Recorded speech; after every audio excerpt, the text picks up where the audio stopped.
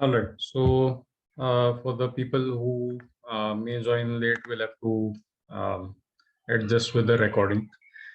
हम लोग शुरुआत कर देते हैं. So today is the last day, and we'll try to conclude things today. For the starting part, let's do something that you can take away. I know ये 20 दिन में बहुत सारे takeaways हो चुके हैं, but then this is an additional thing.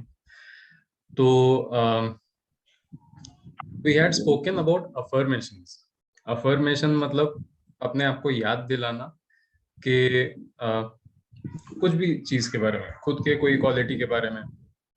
Suppose if I want to remind myself कि I M patient, मतलब मैं ठीक है कभी कभी शॉर्ट टेम्पर्ड हो जाता हूँ, कभी किसी के ऊपर चिल्ला देता हूँ या झगड़े करता हूँ या जो भी, बट देन खुद को ये याद दिलाना, खुद को ये एहसास दिलाना कि मेरे में पेशेंस की क्वालिटी है, नहीं है ऐसा नहीं है, but we need to sometimes remind ourselves of that so that हम लोग उसको जगा सके, हम लोग उसको strengthen कर सके, ताकत दे सके.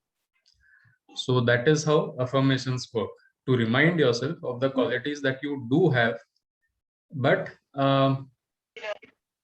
you often tend to forget it. So things like patience, things like ethics, things like honesty. तो ये सारी चीजें जो हम लोग कभी कभी दिन भर के how do we put it, muck, जो कीचड़ रहता है, दिन भर के कीचड़ में हम लोग वो ढक देते हैं. So affirmations work in this way कि आपको वो चीज याद आती है, एंड कैसे तो भी हम लोग उस सिचुएशन को संभालने की ताकत जगाते हैं. So for this we need two things. Three things. One is आपकी वो कौन सी क्वालिटी है जिसके अफर्मेशंस आपको डेवलप करने हैं, whether it is patience or honesty और जो भी, वो ऐसी कौन सी क्वालिटी है जिस पे आपको वर्क करना है, जिसको आपको जगाना है. And the second thing is कि आपके मेमोरी में, आपके लाइफ में कोई तो एक कम से कम ऐसा इंसिडेंट होगा जहां पर यू इम्प्रेस्ड योरसेल्फ कि मुझ में पता नहीं था कि ये क्वालिटी, हम जिस क्वालिटी की बात कर रहे हैं वो क्वालिटी मैं एक्सरसाइज कर सकता हूँ. Like normally if I am short tempered, तो कोई ऐसा इंसिडेंट लाइफ पे जहां पर मैंने बहुत पेशेंस अप्लाई किया हो, and when we meditate we'll try to go into the details of that memory. Then the third thing is the action that you want to link it with. तो ये action वो हो सकता है जो आप यूजुअली करते हैं. कुछ लोगों को आदत होती है नॉक करने की, तो टेबल पे या जहां पर भी, wherever we are sitting we just knock twice or thrice. कुछ लोगों को होती है आदत नकल्स को क्रैक करने की, कुछ लोगों को सर खुजाने की आदत होती है. तो ऐसे कोई ऐसी जो हैबिट है, try to observe yourself and आपकी ऐसी कौन सी हैबिट है. तो 3 थिंग्स अगेन. वन इज कौन सी क्वालिटी आपको अफर्म करनी है. सेकंड इज वो मेमोरी जहां पर वो क्वालिटी बहुत हद तक आपने यूटिलाइज की या how do we say exercise की, प्रैक्टिस की. And the third is some tendency, कोई एक्शन या कोई टेंडेंसी ऐसी जो आप बहुत फ्रीक्वेंटली करते हैं. So it can be anything, as I said, it can be scratching some part of your face or shoulder or whatever. It can be cracking your knuckles. It can be shaking your leg or tapping your knee, जो भी आप कोई ऐसी चीज जो आप बहुत frequently करते हैं वो चीज. If you need some time, we can take 1 minute and continue this after that 1 minute.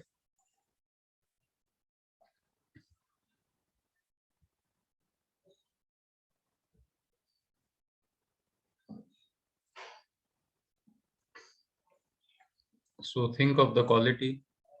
Sorry, think of the quality. Think of the memory, and think of the tendency.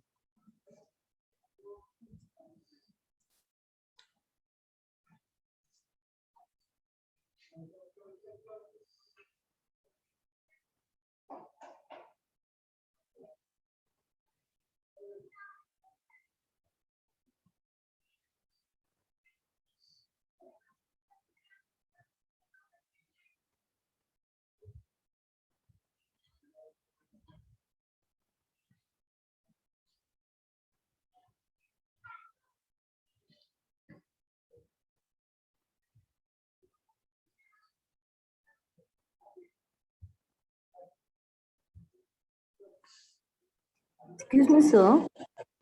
For memory, like we have to think what we are doing repeatedly. No. Memory मतलब आपको जो भी आपकी क्या quality है, what quality have you decided on?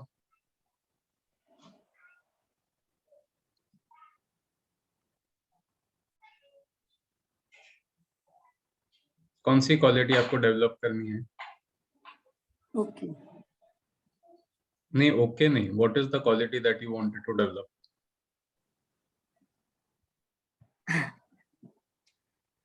Quality.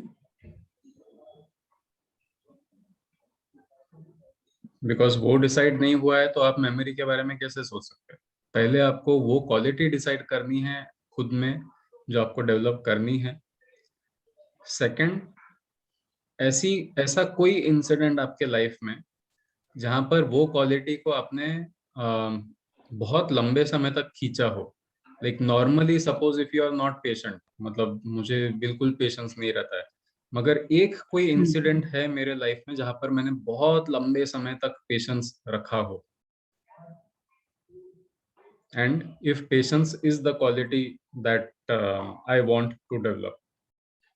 If my quality is decision making, तो अगर मुझे खुद में डिसीजन मेकिंग अगर डेवलप करना है तो then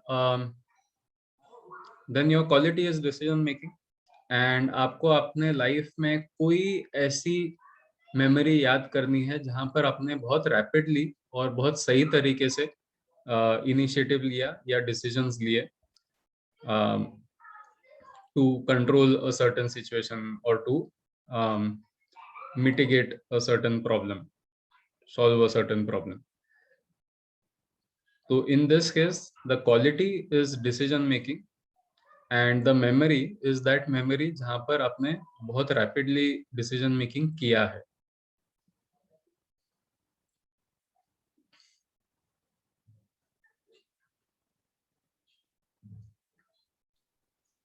So,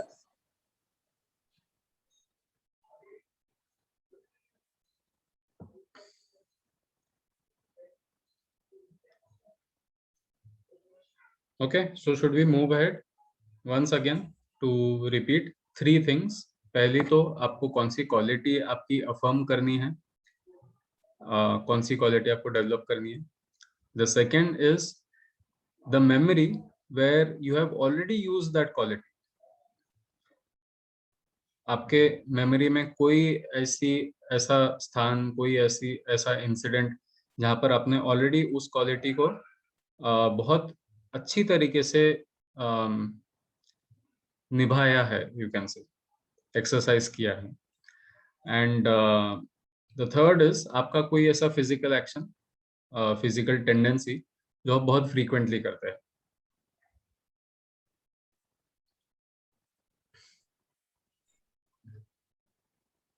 Yes, any questions?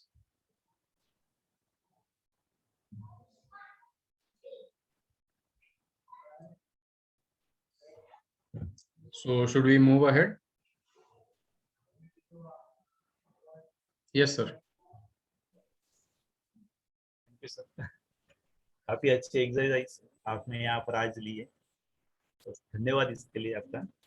ये खत्म नहीं हुई है, अभी हो रहा है। ग्रुप की है, ली है, मतलब स्टार्ट हुई है just.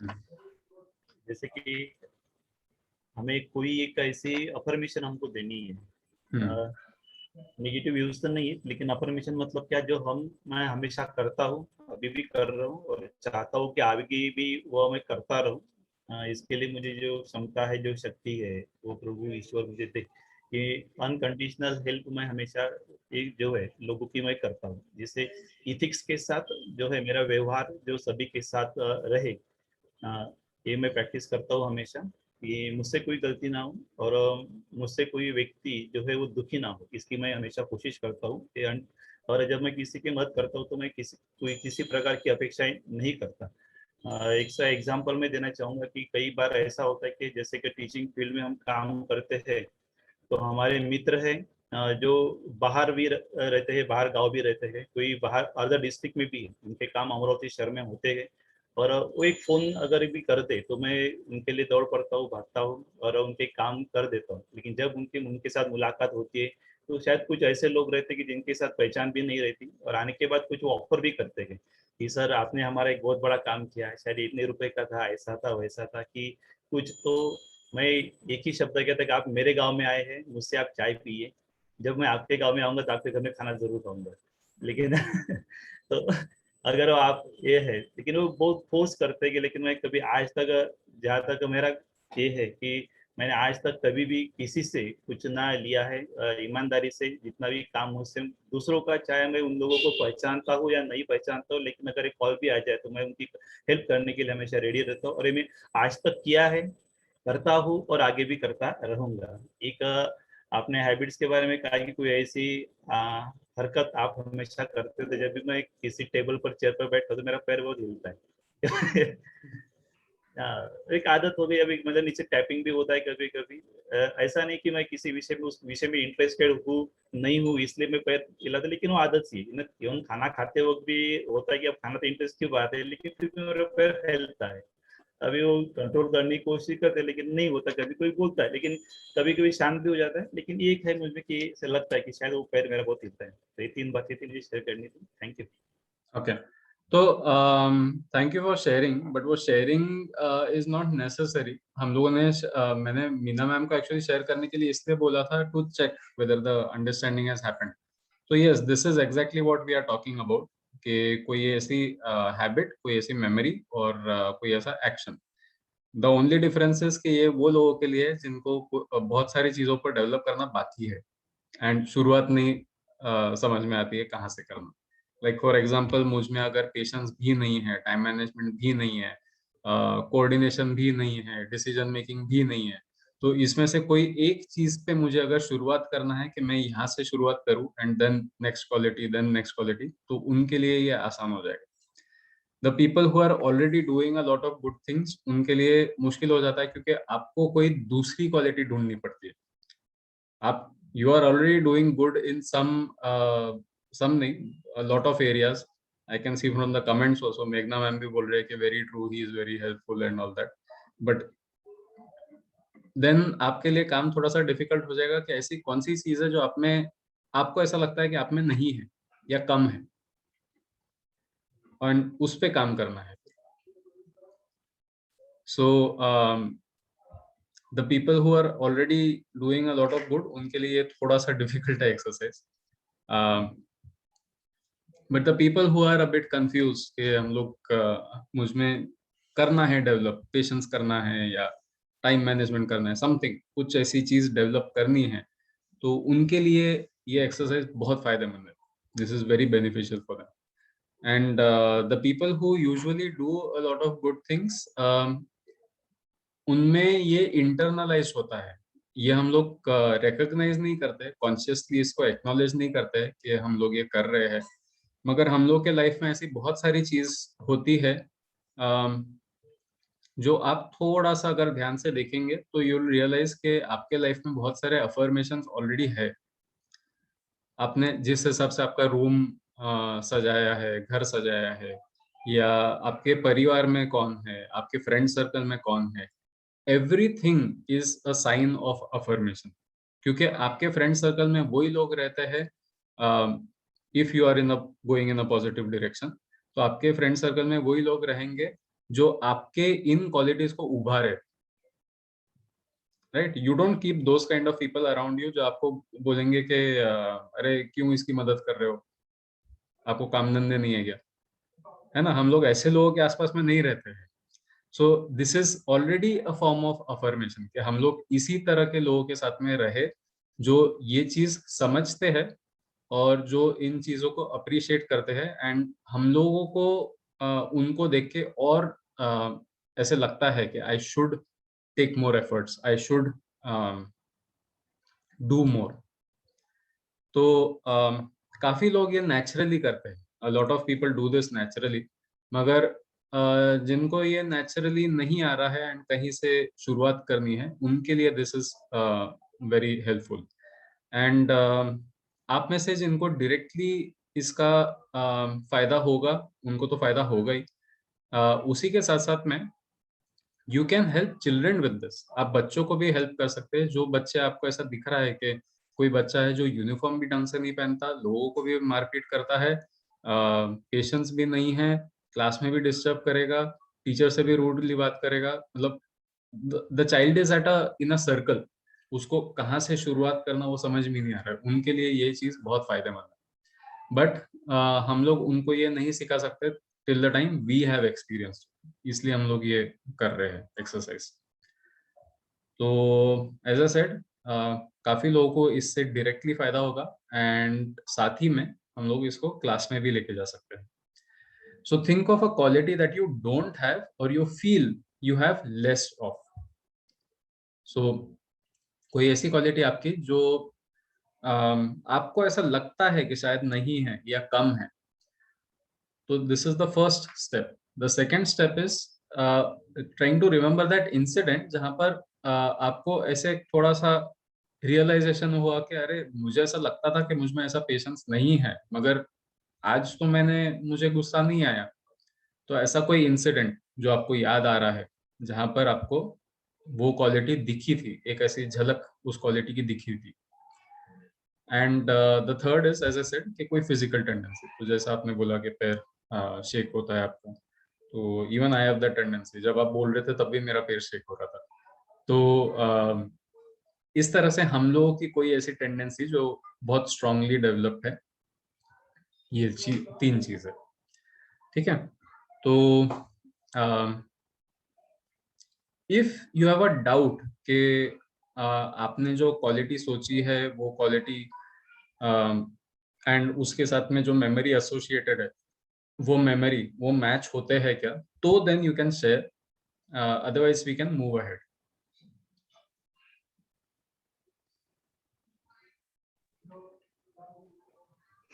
Sir, I want to share. Okay, Sir, my quality is that I am very impulsive. बहुत नहीं, व्हाट जल्दी रिएक्ट क्वालिटी कर डू यू देती हूँ। Want to develop?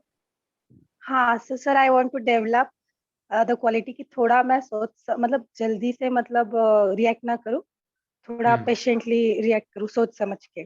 सो तो मेमोरी ये है कि हाँ, पेशेंस।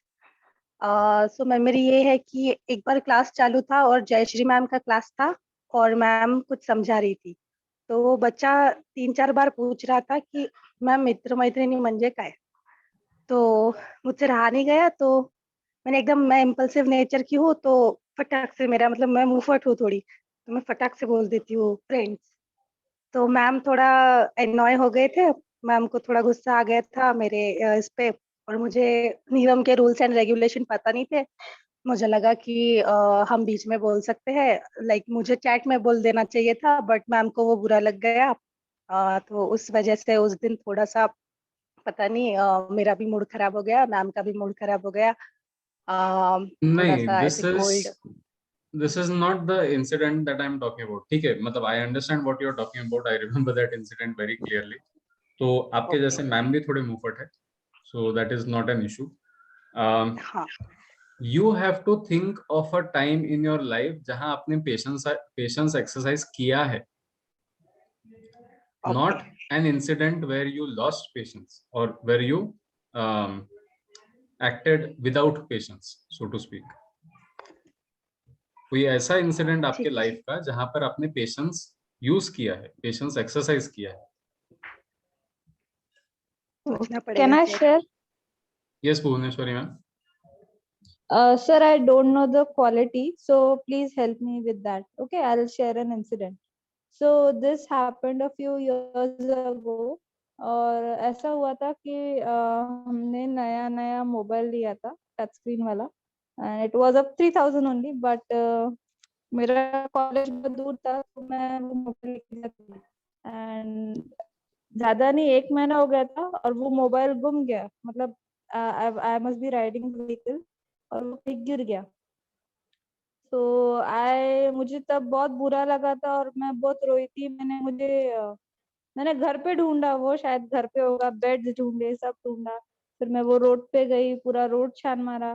फिर आई हैड अ होप कि लेट्स थिंक, थोड़ा थोड़ा काम होके सोचते, किसी ना किसी को मिलेगा तो ऑब्वियसली वो मुझे कॉल करेगा ही।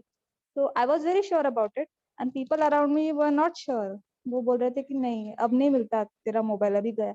मैंने बोला क्यों? मुझे अगर मिलता था तो मैं तो कॉल करती थी सामने वाले को। तो सर, लेकिन वो मुझे मेरा मोबाइल मिला ही नहीं। तो मैंने मेंटली डिसाइड किया कि अगर मुझे ऐसा हुआ कि अगर मुझे किसी का मोबाइल मिला तो I will not take a minute, मैं मेरा लाइफ का 1 मिनट वेस्ट नहीं करूंगी। It was very terrible decision to give a call और उसको मोबाइल में दूं। ऐसे मैंने मेंटली डिसीजन किया था। Again next day I went searching for my mobile और मुझे वहाँ पे गैलेक्सी, सैमसंग गैलेक्सी तब का लेटेस्ट मॉडल पड़ा हुआ मिला। और मुझे लगा कि मैं क्यों कॉल करूं, क्योंकि वो मेरा नहीं था। बट मुझे लगा I won't help this person, ये तो बहुत ज्यादा एक्सपेंसिव है, 17-18 का था तब।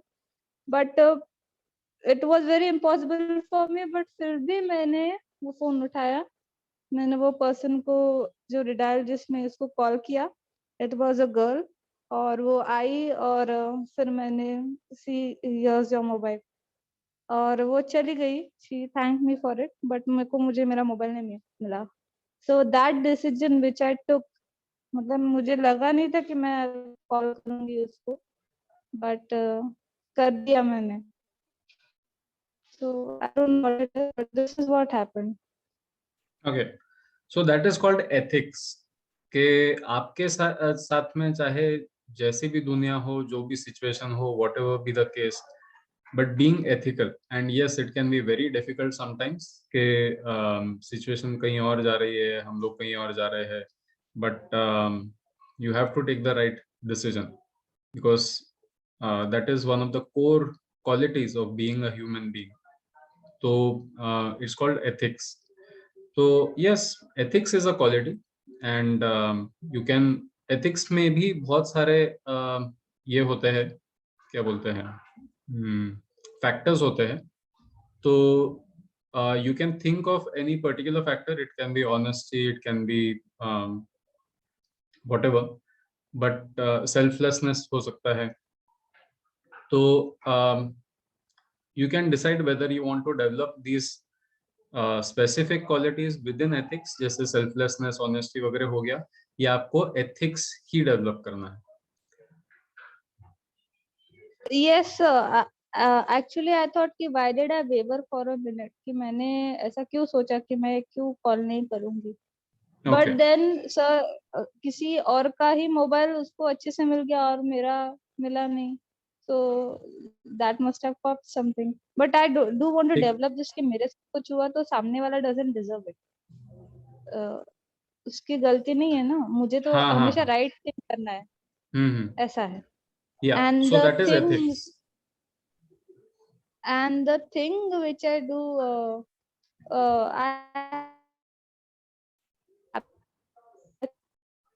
I can't hear you. मुझे subconscious.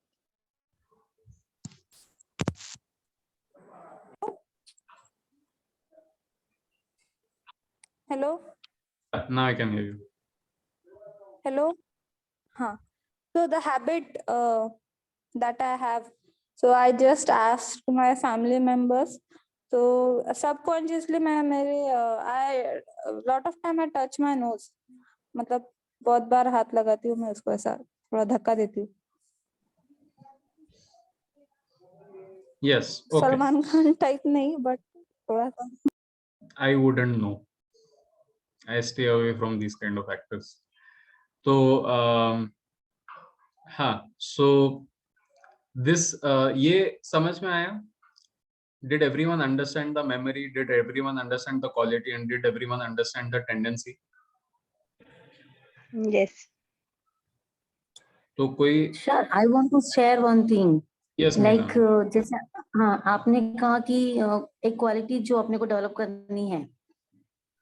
यस, तो जैसे Yeah. मैंने मतलब मेरे इसमें ये है कि मेरे को कॉन्फिडेंस डेवलप करना है, बट मेरे मेमोरी में एक भी ऐसा इंसिडेंट नहीं आ रहा कि जहाँ मैंने मतलब उसको बताया है, कॉन्फिडेंस डेवलप नहीं हुआ, तो उसके लिए क्या करना चाहिए मुझे? लाइक मेरी मेमोरी में एक भी ऐसा इंसिडेंट नहीं है कि जहाँ मैंने कॉन्फिडेंस दिखाया हो. So what to do and how to develop that? उस केस में आपको अपने आप से सच बोलना चाहिए. पहली बात, किसी के लाइफ में ऐसा कोई इंसिडेंट नहीं होता जहाँ पर कॉन्फिडेंस नहीं. ये you will have to go back in time when you are born, at least तब तो कुछ तो होगा. जब आप पहली बार चलना सीखे तब तो कुछ तो होगा. किसी कॉन्फिडेंस से तो आप उठे होंगे ना चलने के लिए. बट वो मेमोरीज याद नहीं है ना सर. हाँ, तो आई एम वेरी श्योर कि कोई ना कोई मेमोरी है, आपको सोचना पड़ेगा. The problem with most people is this कि ऐसे इंसिडेंट्स हम लोग को यूजुअली याद नहीं रहते हैं, एंड ये अफर्मेशंस की जरूरत इसीलिए है, अदरवाइज इसकी जरूरत नहीं रहती. If we remembered the memory, if we remembered this kind of incidents, जैसे भुवनेश्वरी मैम ने शेयर किया, नीलेश सर ने शेयर किया कि हम लोग ऐसे है, ये मेमोरीज जब हम लोगों के दिमाग में रहते हैं तो हम लोगों को खुद को याद दिलाने की जरूरत नहीं होती है कि मैं कॉन्फिडेंट हूँ, मैं पेशेंट हूँ, मैं एथिकल हूँ. आज मैडम ने यहाँ पर जो शेयर किया, जो बात कर रहे हैं मैडम, ये तो कॉन्फिडेंस दिखलाता है. Yes, this is also confidence कि आपने ये ओन अप किया कि मुझ में कॉन्फिडेंस नहीं है. दिस इटसेल्फ इज करेज. तो याद कीजिए कि ऐसा कोई इंसिडेंट जब आपको ऐसा लगता है कि पूरे लाइफ में आपको लगा नहीं था आप किसी चीज के बारे में बोलेंगे पब्लिकली, और आपने बोल दिया, जो होगा देखा जाएगा, बोल दिया.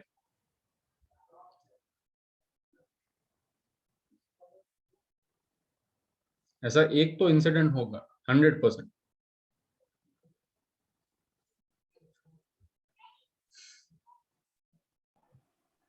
Okay, I'll just think over it. हाँ, Thank you.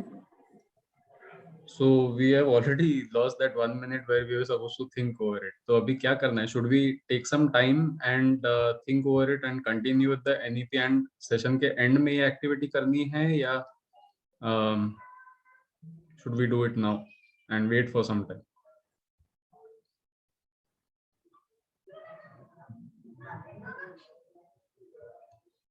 I think we can do it now Okay. if others are willing to share. ठीक है. So I'll give 5 more minutes. ये 5 मिनट में आप थोड़ा सा सोचिए कि आप किस मेमोरी को याद करके इस क्वालिटी को स्ट्रेंथन करना चाहते हैं. Okay, so if you want one more example, I can share something about myself also.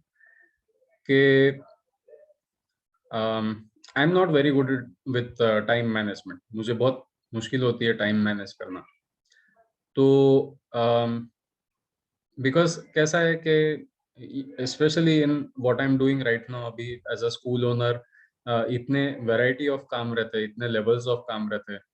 तो उठे बराबर, मतलब the moment I get out of bed, I see 10 different things around me which I can work with. तो मैं काम करना शुरू कर देता हूँ without priority, without the proper order and all that, and by the end of the day I get a lot of things done. बहुत सारे काम हो भी जाते हैं, मगर जो काम जब होने चाहिए वो तब नहीं होते. So this is a little bit of a problem with me. तो इसमें अगर मुझे ये क्वालिटी ऑफ टाइम मैनेजमेंट, कि मुझे पता है कि मुझ में टाइम मैनेजमेंट कहीं तो भी छुपा हुआ है, ऐसा नहीं है कि नहीं है। तो then I have to think of a memory जहां पर मैंने टाइम मैनेजमेंट बहुत अच्छे से किया है। सो इफ आई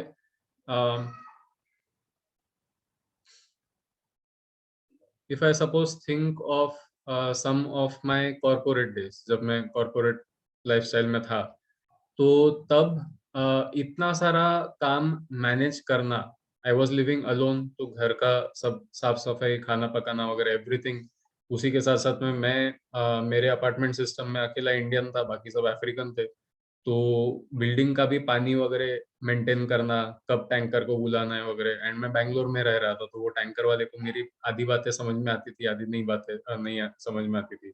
ये सारी चीजें ऑलमोस्ट डेली बेसिस पे मैनेज करके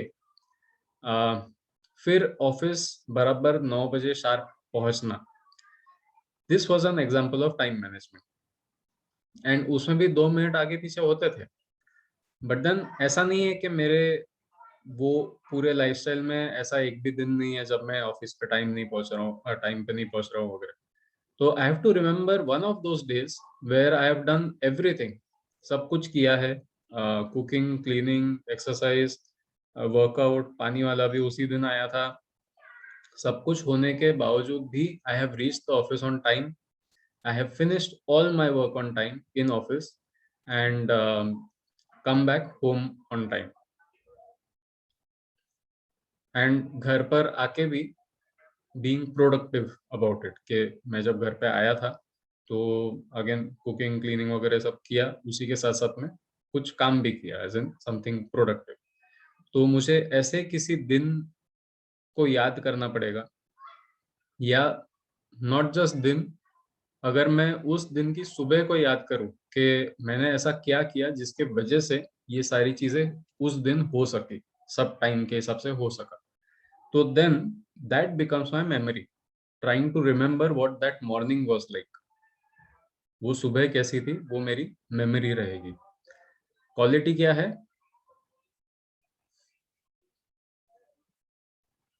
what is the quality that I have decided on? Time management. तो मेरी क्वालिटी टाइम मैनेजमेंट, मेरी कोई ऐसी मेमोरी जहां पर मैंने टाइम मैनेजमेंट बहुत अच्छे से किया है। एंड देन जो टेंडेंसी है, तो मेरी एक टेंडेंसी है टू कीप क्रैकिंग नकल्स, तो मैं नकल्स क्रैकिंग के साथ में अगर वो जोड़ देता हूँ, तो मैं जितनी बार नकल्स क्रैक करूंगा उतनी बार मैं अपने आप को याद दिलाऊंगा कि I am good in time management. मुझे सिर्फ अवेयर रहना है कि इस समय पे क्या जरूरी है, what is necessary at this time, at this point. वो अगर मैं करना शुरू कर दूं तो अपने आप प्रायोरिटी सेट हो जाएगी, प्रायोरिटी सेट हो जाएगा तो टाइम मैनेजमेंट सेट हो जाएगा। तो my quality is time management and my memory is जहां पर मैंने ये टाइम मैनेजमेंट किया है। रेशा मैम को अब रियलाइज हुआ।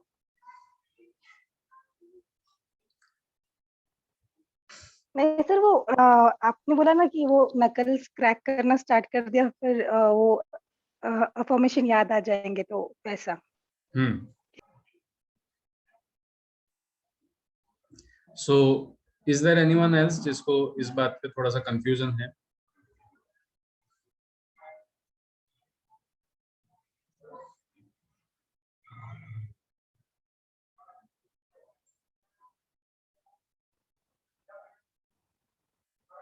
मीना मैम, आपका डिसाइड हुआ, आपको याद आ गया थोड़ा सा कुछ, या मैं निगम के पूरे स्टाफ को बुलाऊं आपको याद दिलाने के लिए? कैसे? इंसिडेंट हम्म या सर, अभी तो इंसिडेंट तो नहीं याद आ रहा है फॉर कॉन्फिडेंस, क्योंकि यू हैव टू रिमेम्बर। या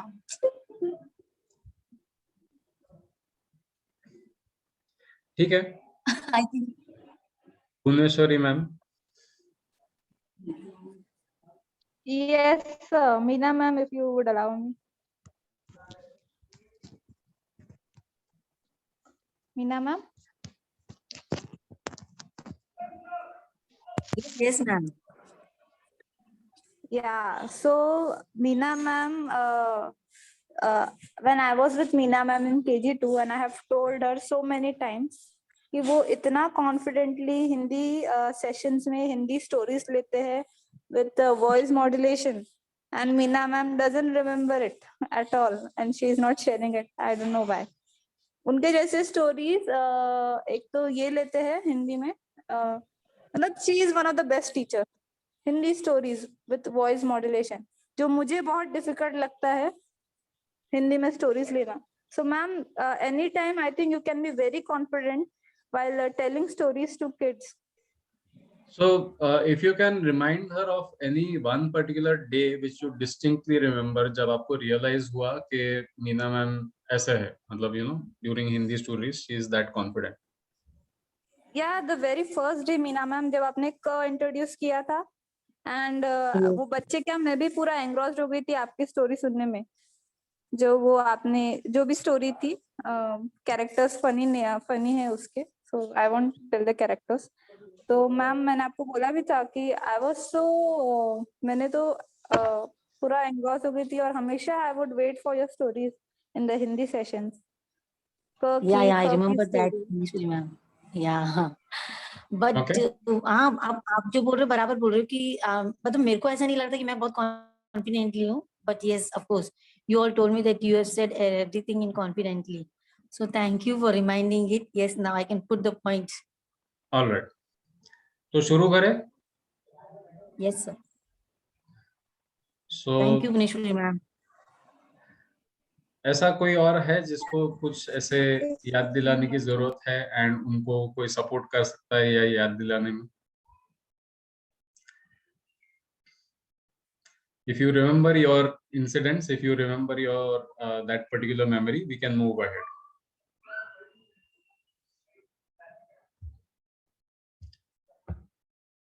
ठीक है, so take a comfortable position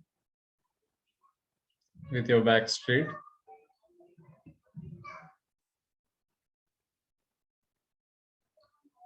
Breathe deeply.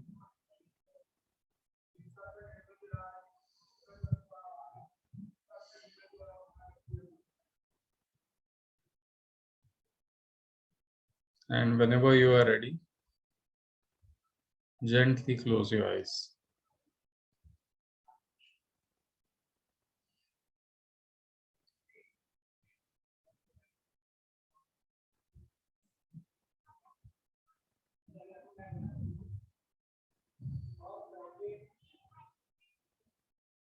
Resume normal breathing.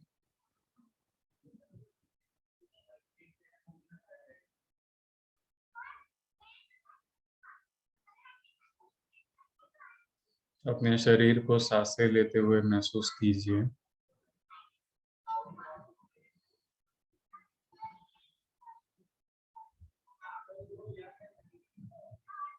While observing how each breath feels.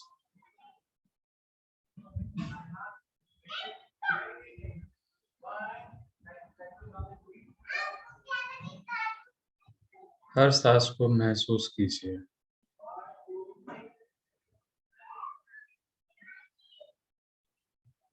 किस तरह से कुछ सांसें धीमी होती है,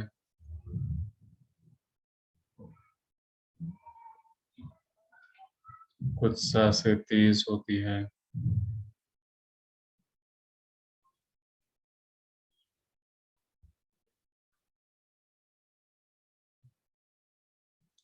किस तरह से शरीर इन सांसों को जरूरत के हिसाब से लेता है और छोड़ता है.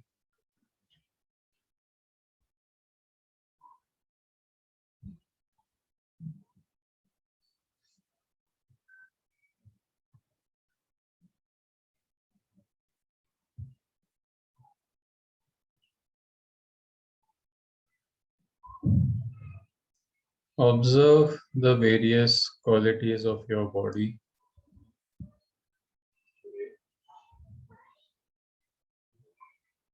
अपने शरीर के हर अंग को महसूस कीजिए.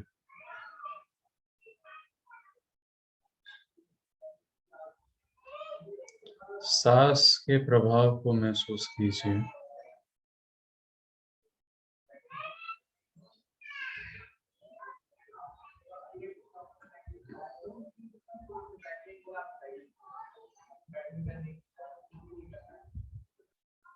क्या सांसों की वजह से आपके दिल की धड़कन तेज होती है?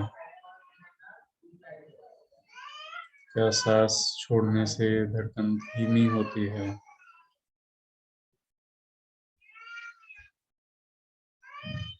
सारी चीजों को महसूस करें।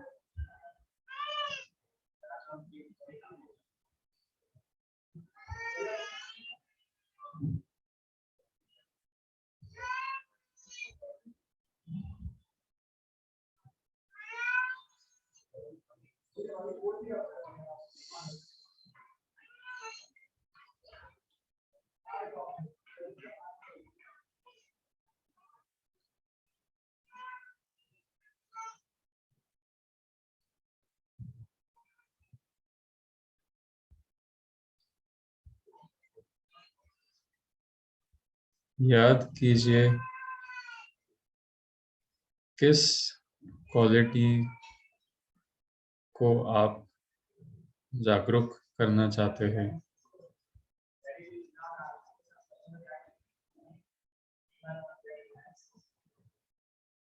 क्या वो दृढ़ता है, संवेदनशीलता है, धैर्य है, साहस है? ऐसी कौन सी क्वालिटी है जिसे आप जागरूक करना चाहते हैं?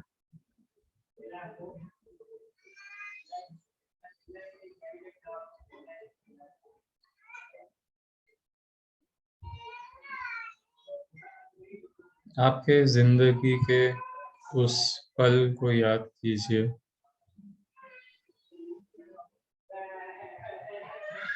जब आपको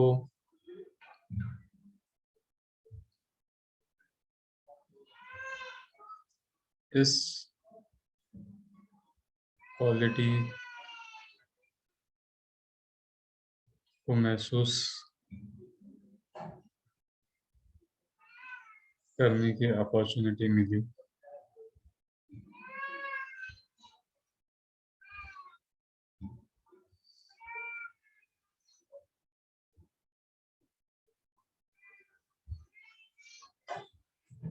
आपके जिंदगी का वो कौन सा पल था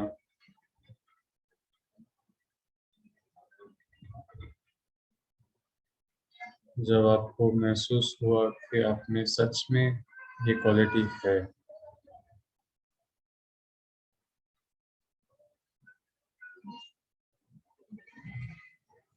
Try to remember, try to recollect that memory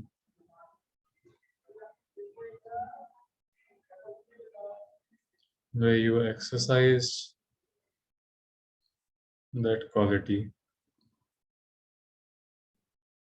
and you realized that it is deep within you.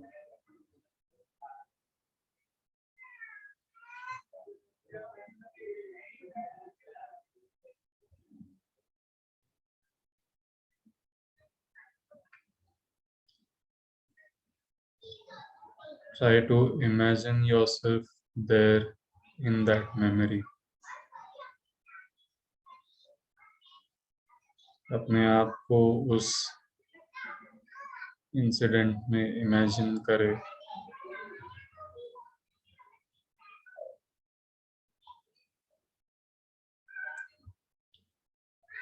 तब आपके आसपास क्या हो रहा था? What was around you? किस तरह का वातावरण था?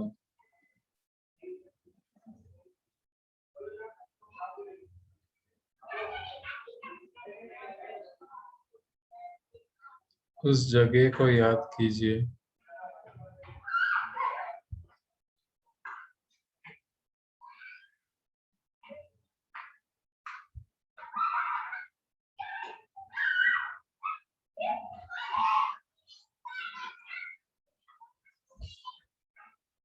उस समय को याद कीजिए।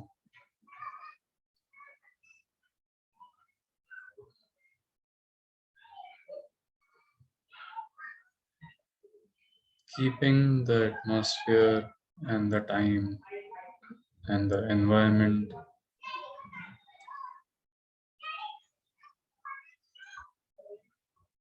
in the forefront.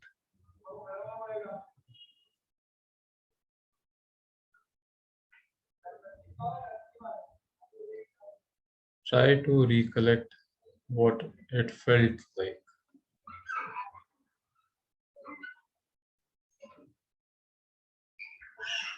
याद कीजिए कि तब आप क्या महसूस कर रहे थे।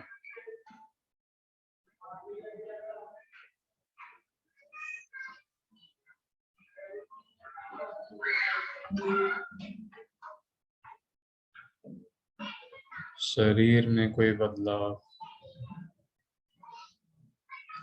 सांसों की गति में कोई बदलाव, गहराई में कोई बदलाव।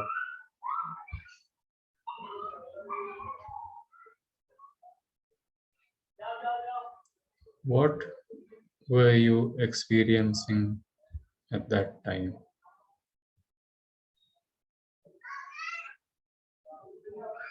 Any changes in your breath?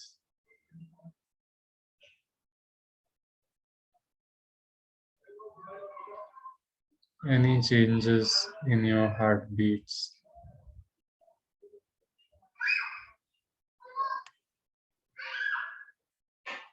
Any changes in how you stand,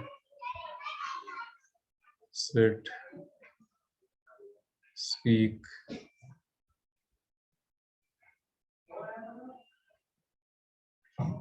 आपके बोलने, चलने, बैठने में कोई बदलाव?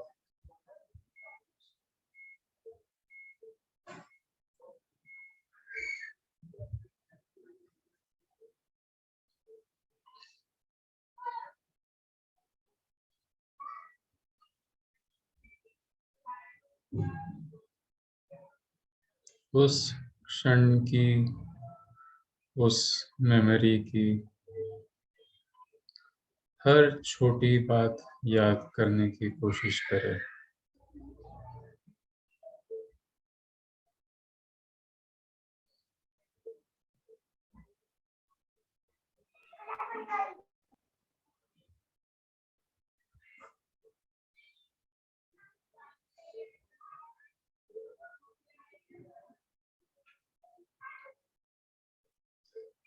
From the weather to the sunlight to the wind on your skin, try to remember each and everything. The sounds around you. What do you see?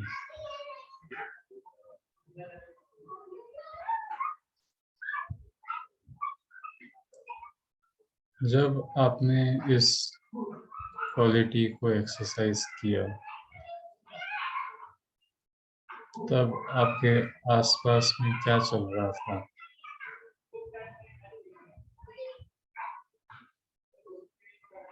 तब का तापमान,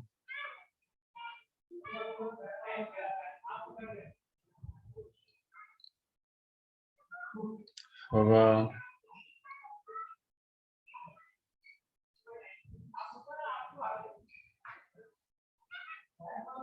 आपके दृष्टि में क्या था?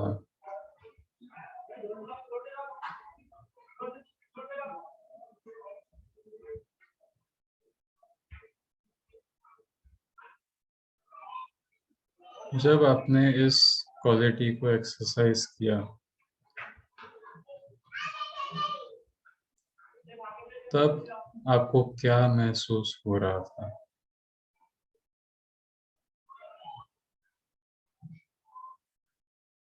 ना कि उसके पहले, ना कि उसके बाद में। जब आप वो क्वालिटी एक्सरसाइज कर रहे थे, तब क्या महसूस हो रहा था?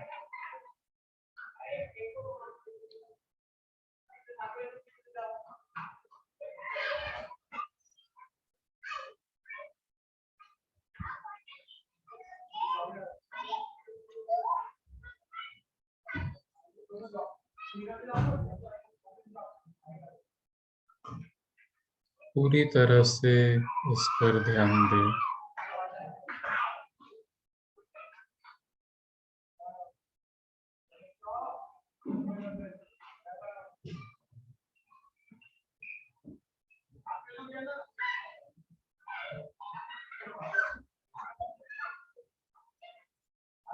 और ये महसूस करते हुए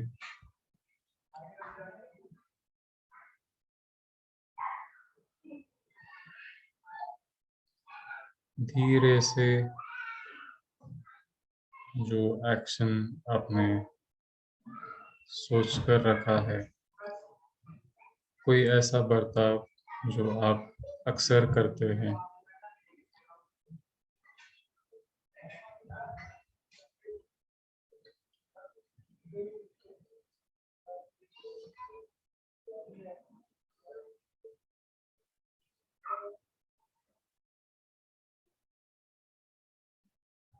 try to perform that action. Try to feel that tendency.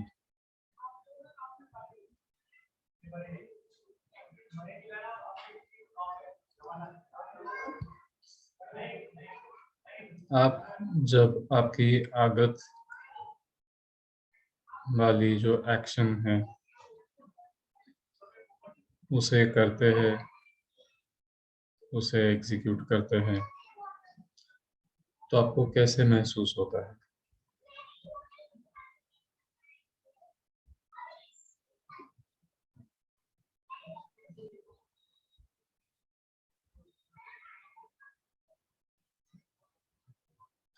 कोशिश कीजिए इन दोनों एक्सपीरियंसेस, इन दोनों अनुभवों को मिलाने की।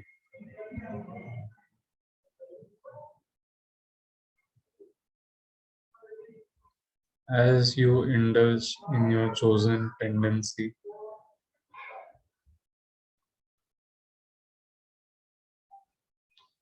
try to remember how you felt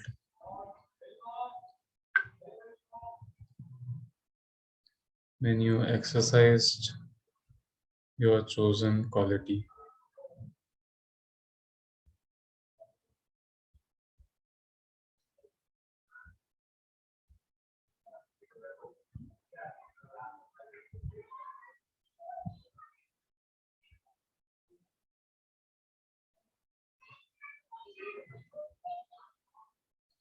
जब आप इस एक्शन को करते हैं,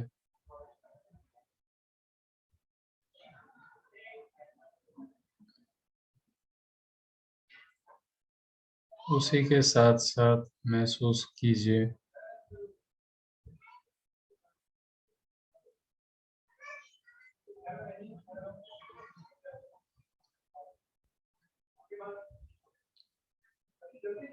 उस क्वालिटी को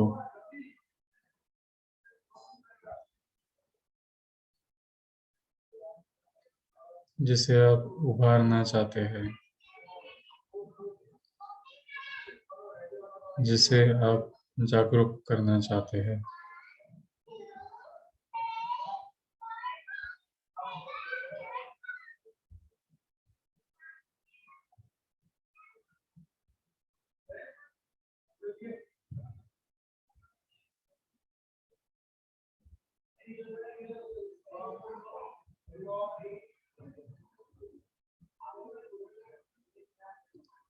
एक बार फिर उस एक्शन को, उस टेंडेंसी को एग्जीक्यूट करें, प्रैक्टिस करें और फिर एक बार याद करें अपने भावनाओं को, अपने शरीर में आते बदलाव को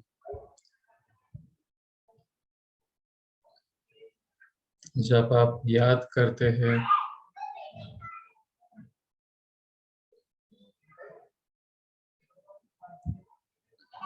उस क्षण को जब आपने आपके चोजन क्वालिटी को निभाया हो, एक्सरसाइज किया हो,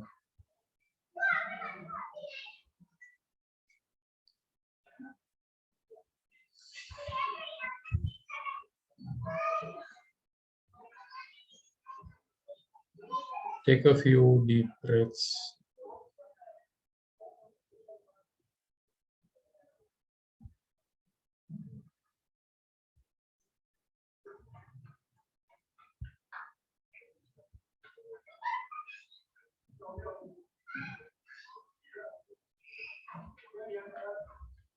And perform that activity or tendency once again while gently opening your eyes.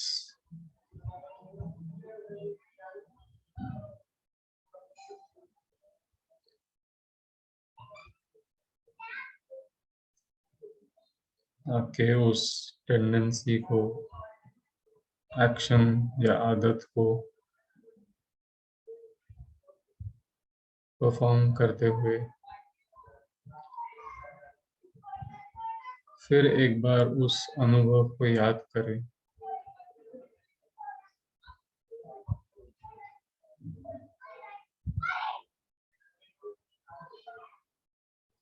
उस क्षण को याद करें जहां आपने अपने उस क्वालिटी को एक्सरसाइज किया हो,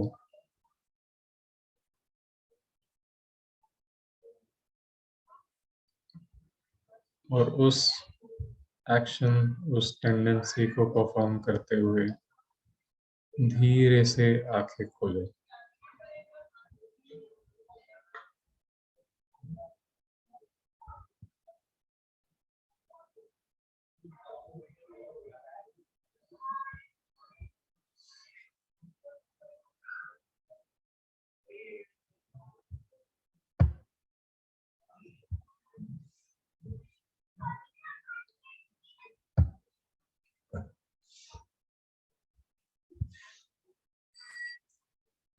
Okay, so that is how an affirmation works.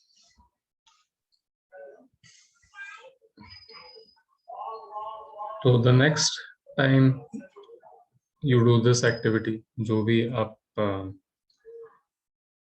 आपकी कोई डेली टेंडेंसी है, तब आप वैसा महसूस करेंगे जब आप उस क्वालिटी, जिस क्वालिटी को उभारने की कोशिश कर रहे हैं, उस क्वालिटी को महसूस कर रहे थे। एंड ये अफर्मेशंस भी हम लोग को टाइम टू टाइम करते रहने चाहिए, ताकि हम लोग उस एक्सपीरियंस को ना भूलें एंड धीरे धीरे वो क्वालिटी सामने आना शुरू हो जाती है।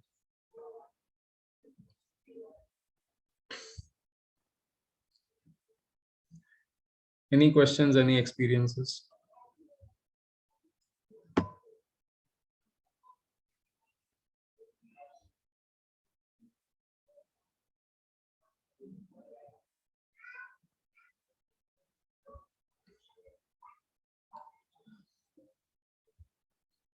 All right, so should we move ahead with the NEP part? Once a month, once a week, once a fortnight, वो आपके ऊपर है. If you want to do it more frequently, less frequently, that is up to you.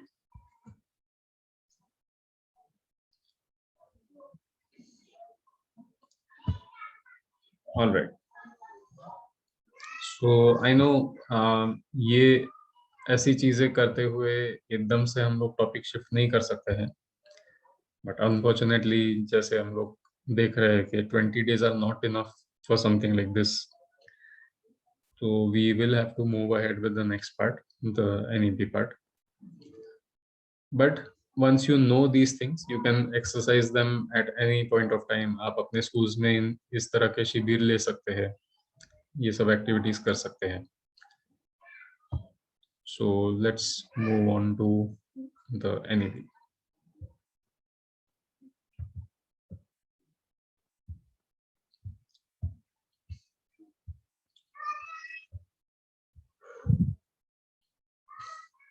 Okay.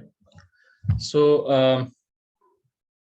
पिछले कुछ दिनों से हम लोग अलग अलग फैक्टर्स डिस्कस कर रहे थे. इसका जो करिकुलम पेडागोजी वाला पार्ट था, that is the biggest part. And schools में हम लोग जब तक टीचर्स की पोजीशन समझते हैं, सोचते हैं, तो ये सबसे इम्पोर्टेंट पार्ट है, सबसे अहम हिस्सा है एनईपी का, कि करिकुलम में क्या रहना चाहिए, मतलब जो गवर्नमेंट डिसाइड करती है उस कंटेंट में क्या रहना चाहिए, प्लस आपके स्कूल के वातावरण, मिशन, विजन के हिसाब से आपके एक साल के समय में किन चीजों पर ध्यान रहना चाहिए. All these things are important to understand.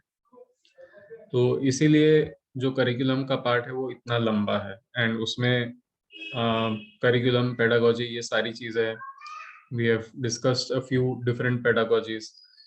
Experiential learning का ये एक, this was an example. Yesterday जो हम लोगों ने किया, that was an example. Inquiry based learning के भी हम लोगों ने कुछ activities किए हैं. So all these things are a part of this section of NEP. Now assessments पे हम लोग थे, तो उसमें अलग अलग तरह से उन्होंने यही कहा है कि उनका मेन मिशन असेसमेंट्स का ये है कि कोचिंग कल्चर खत्म करना. Coaching culture, that does not mean tuition culture. These two are very different things. Tuitions coaching system आने के पहले भी थी. क्लास में भी हम लोग काफी बार जब स्कूल की फीस वगैरह बताते हैं तो हम लोग बोलते हैं कि इतना जो सेक्शन है, this is the tuition fees. ये पता है लोगों को, आप लोगों को? In the school fees, there is a section in your in the receipt that you get, या a section in the fees criteria, जहाँ पर हम लोग ट्यूशन फीस चार्ज करते हैं.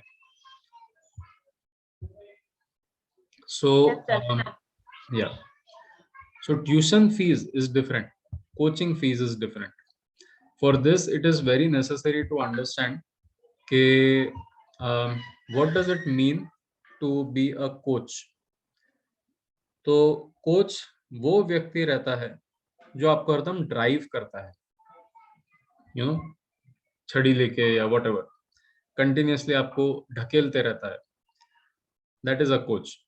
हम लोग जो आजकल बहुत ज्यादा सुनते हैं कि मैं लाइफ कोच हूँ, मैं ये हूँ, मैं वो हूँ, I am a business coach.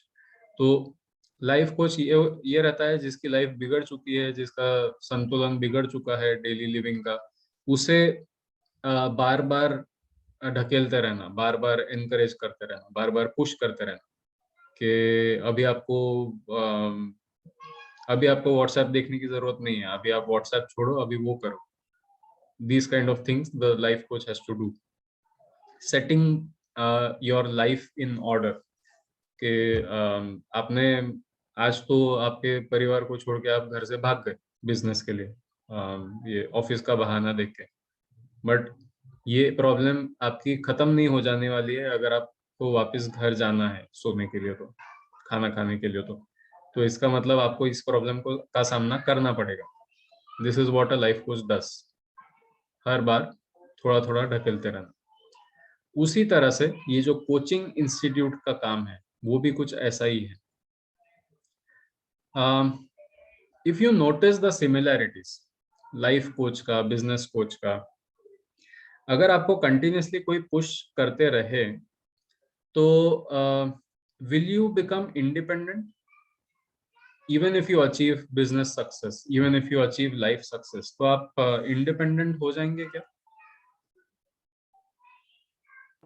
No, sir. क्योंकि आपको आदत लग जाएगी किसी ना किसी के पुश करने की, किसी ना किसी के ढकेलने की. That is the problem with coaches and that is the problem with coaching institutes also. कि वो आपको इतना ढकेलते हैं कि आप चलना सीख जाते हैं, चलना भूल जाते हैं. So that is why it is one of the core things that the NEP is trying to address in terms of assessments, examination, evaluation के इसमें उनका मेन क्राइटेरिया यही है कि उनको कोचिंग कल्चर खत्म करना है, क्योंकि कोचिंग कल्चर में कोई कुछ सीखता नहीं है, बस करता है. This is slightly different from what you call mentorship. Have you heard of this term, mentor, mentor? हाँ सर. तो mentor का if you get a chance, so I did a certified course last year from TISS, Tata Institute of Social Sciences. तो आप थोड़ा सा उनकी website देखते रहिए, बहुत beneficial course है. So the course is called mentorship for teacher professional development, TPD. तो टीचर प्रोफेशनल डेवलपमेंट हर स्कूल में, हर इंस्टीट्यूट में, गवर्नमेंट में भी, एजुकेशन ऑफिसर्स को भी this is a necessary thing. तो वो कैसे करना, and it's Tata institute of social science, तो वो आपको छोड़ते नहीं है, इतना आसान कोर्स नहीं है वो. I can tell you this much कि मेरे वो 3 महीने के कोर्स में, I think it was, if I remember correctly, तो 3 महीने का कोर्स था.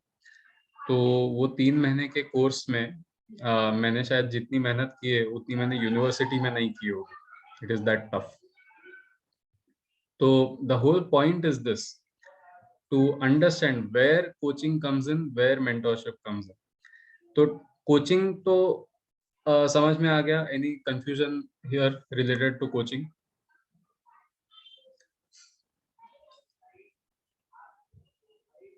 बिसाइड्स दिस, अगर आप अगर किसी कोच को कुछ एडवाइस के लिए पूछेंगे तो they will direct you to a material and then they will push you कि आपने वो पढ़ा क्या, वो पढ़ा क्या. तो वो आपको आंसर्स नहीं देंगे, they will direct you towards some material.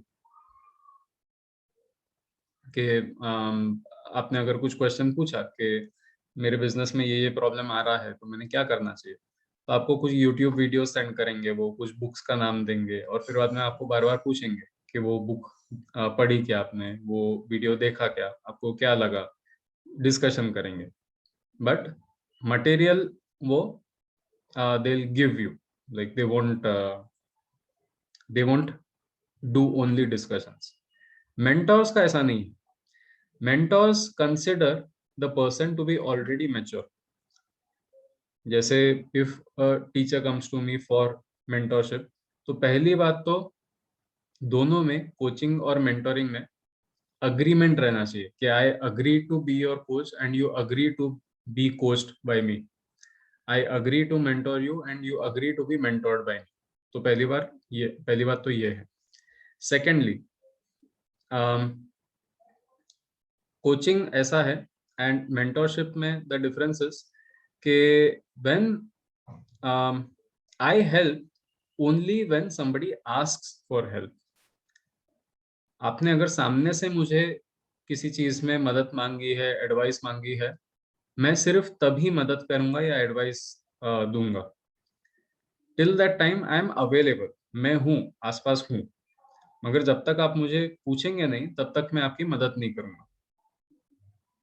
So you have to ask for help from a mentor.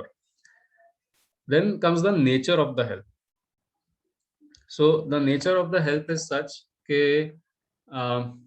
मैं आपको कुछ ऐसे सवाल पूछूंगा जिसके वजह से आपको क्लैरिटी आएगी एंड आपको खुद से ही आंसर निकलते आएगा. So that is mentorship, where you don't have to depend on external sources. Coaching में you are given external sources and the coach keeps asking you about your action towards those sources. But mentorship में based on the discussion, based on the conversation, आप ही को खुद को ध्यान में आएगा कि आपको किस किन रिसोर्सेज की जरूरत है. So mentorship is a relation of maturity, जहां पर both the mentor and the mentee, जो मेंटोर को अप्रोच कर रहा है, दोनों भी मैच्योर है एंड दोनों भी इस रिलेशनशिप को समझते हैं एंड हाँ, दोनों भी काम कर रहे हैं, like both of them are working separately. So the mentor is more like a guide and वो हम लोगों ने पहले डिस्कस किया था ना, the sage on the stage and the guide on the side. This is a typical example. So coach is similar to a sage by the stage, because coach हम लोग देखते हैं स्पोर्ट्स वगैरह में, तो वो फील्ड पे उतरते खेलते नहीं है, बट देन उनका कंटिन्यूसली चिल्लाना शुरू रहता है कि उसको बॉल पास कर, वो वहां भेज, तू यहाँ भाग के आ. कंटिन्यूसली उनका इंस्ट्रक्शंस चालू रहते हैं. बट जो मेंटोर रहता है, मेंटोर ये नहीं करेगा. मेंटोर को आप गेम के पहले अप्रोच करते हैं कि मेरे टीममेट्स की मानसिक स्थिति ऐसी ऐसी है, मैंने उनको एनकरेज करने के लिए क्या करना चाहिए. So the mentor will ask things like आपको आपके टीममेट्स कहाँ से आए हैं, what parts of the country are they from. उनके कंट्री के जो पार्ट्स है, उनके ऐसे कौन से एलिमेंट्स है जिनको वो बहुत क्लोजली रिलेट करते हैं. And is it possible for you to give them that environment कि ये सारे जो एलिमेंट्स है वो सारे एक है, and try to encourage the whole team to form a circle about it. Form a circle about it मतलब कि हम लोगों के लिए, हम लोग के इतने अलग अलग रंग हैं मगर फिर भी हम लोग एक टीम है. सो एक ये टिप दे दी. फिर बाद में जब गेम चल रहा है तो मेंटोर कुछ नहीं बोलता है, मेंटोर सिर्फ बाजू से देखता है. The entire game is over, सब खत्म हो गया, एक मुंडी हिलाना नहीं, ऐसे शेक नहीं करना, कुछ भी नहीं, सब कुछ पूरा गेम खत्म हो गया. उसके बाद में जब कैप्टन या कोई भी प्लेयर खुद सामने से आता है वापस पूछने के लिए कि हाउ वाज द गेम, आपने क्या ऑब्जर्व किया, where do you think we need to work, तो फिर सवाल आते हैं कि आपने जितने गोल स्कोर किए, आपको कोई ऐसा इंसिडेंट मैच में ऐसा लग रहा है जब आपको ऐसा महसूस हुआ कि अरे यहाँ भी गोल स्कोर हो सकता था. सो देन दैट कैप्टन या प्लेयर सेज कि हाँ, there was this one point. तो वहाँ क्या प्रॉब्लम था, what did you find was missing, और what did you find was could have gone better. तो देन दिस इज सेड के बॉल आगे लेके भागने के पहले अगर मैंने 2-3 प्लेयर्स को अगर बोल दिया रहता कि I am going to do this and you take your respective positions, तो शायद काम आसान हो जाता. So this realization comes from the player, comes from the captain. यहाँ पर मेंटोर कुछ बोल नहीं रहा है, मेंटोर यहाँ कुछ इंस्ट्रक्शंस नहीं दे रहा है. सो आगे जाके the teacher's role, the school's role in the student's life should be similar to a mentor. So the whole concept of this the assessment part is to make the exams in a mentorish way, you can say. कि आपके जो exams रहेंगे उस exam को face करके, उस exam को solve करके आपको ये रियलाइज होना चाहिए कि मुझे और कहाँ कैसे क्या काम करना है. ओके, ये दिस डिफरेंस यू रियलाइज, जहां पर एक डर का जो सिस्टम था कि आपको कंटिन्यूसली कोई चिल्ला रहा है, मार्क्स क्यों कम मिले, या फिर ये कैसे क्या छोड़ दिया, या you know things like that. वहां से आपको खुद को ही पेपर देख के ये समझ में आ जाना चाहिए इन एरियाज पे आपको एग्जैक्टली काम करना है. That is how the assessments will be. Next, another reason why ये coaching culture अभी चल रहा है is because of the fear. तो ये जो डर है, ये डर इसी की वजह से है कि आपको परफॉर्म करने के अपॉर्चुनिटीज कम है। Imagine if somebody tells you कि आपके लाइफ का जो भी सक्सेस का डेफिनेशन है, whatever be the definition, all that success depends on Tuesday. आप ट्यूसडे को 9 बजे से 11 बजे तक क्या करेंगे? You are not even told what to do, you are just told कि 9 बजे से 11 बजे तक आप जो करेंगे ट्यूसडे को, उसके आधार पर डिसाइड होगा कि आपकी बाकी की लाइफ सक्सेसफुल रहेगी कि नहीं रहेगी। आपको प्रेशर आएगा कि नहीं आएगा?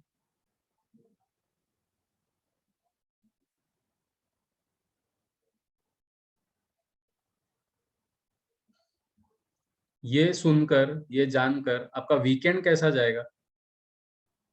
How will your Saturday and Sunday go?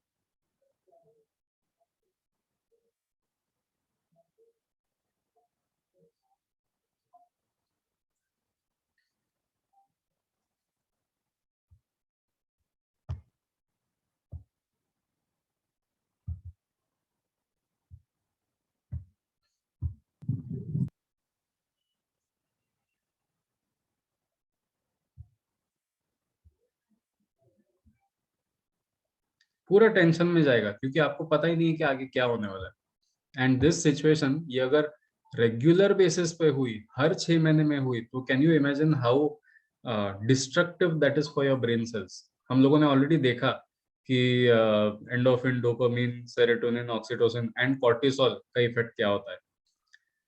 Cortisol, as I said, it's the fear part, the tension part, anxiety part of your brain chemical system. And वो एक बार कहीं पर चिपक जाता है तो वो बहुत मुश्किल से निकलता है, वो इतने आसानी से निकलता नहीं है।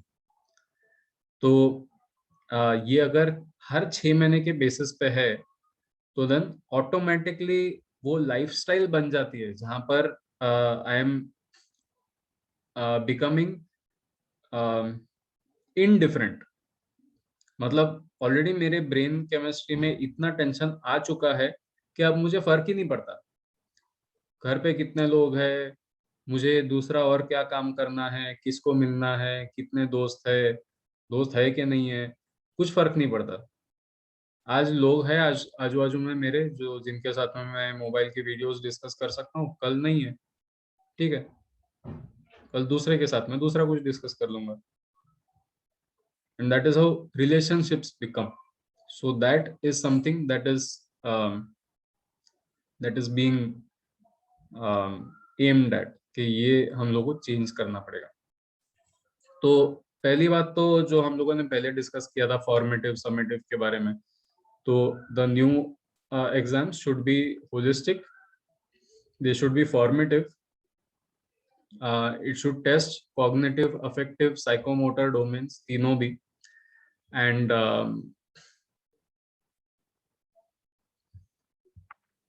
frequency, regularity बढ़ाई जाएगी उसकी।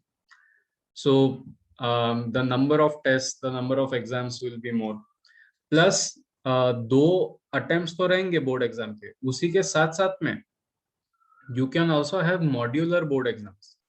मतलब I can have 2 board exams, one in each term, and पहले टर्म में वो बोर्ड एग्जाम्स 4 हिस्सों में बांटा जाएगा, अगले टर्म में वापस 4 हिस्सों में बांटा जाएगा। तो आपके पास में 4 into 2 8 चांसेस है to increase your score, to work on your boards and so on.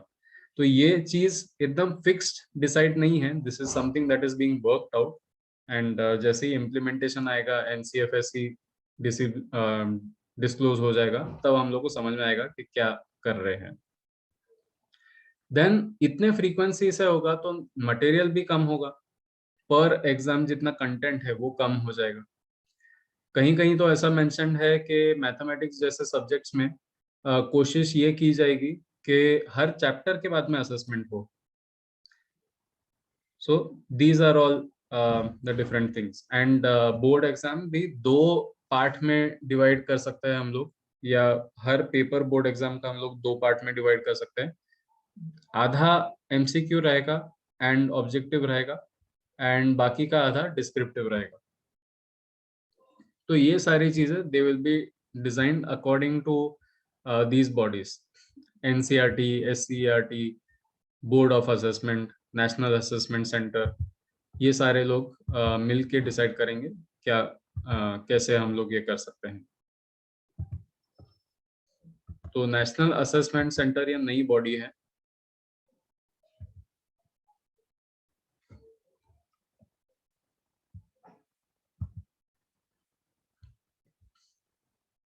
Okay, besides this ये सारा जो परफॉर्मेंस है this will be tracked through out the entire school years. मतलब ऐसा नहीं कि सिर्फ 10वीं और 12वीं का रिकॉर्ड होगा, पूरा सब शुरुआत से लेकर आखिरी तक के। तो जो बाकी के भी जो स्कूल्स रहेंगे दे विल बाकी के भी जो एग्जाम्स रहेंगे दे will be taken by the respective authorities of that point. तो जैसे 3rd, 5th, 8th वगैरह की भी एग्जाम्स उस हिसाब से ली जाएगी। एंड उसमें क्या टेस्ट किया जाएगा? तो basic learning outcomes, core concept, वापस everywhere they have mentioned कि core competencies, core concepts is what is going to be tested in these exams. Knowledge from national and local curricula, दोनों भी, and higher order skills जैसे analysis वगैरह ये सब था, conceptual understanding, analysis, ये सब चीजें। उसी के साथ साथ में application भी assess किया जाएगा in real life situations।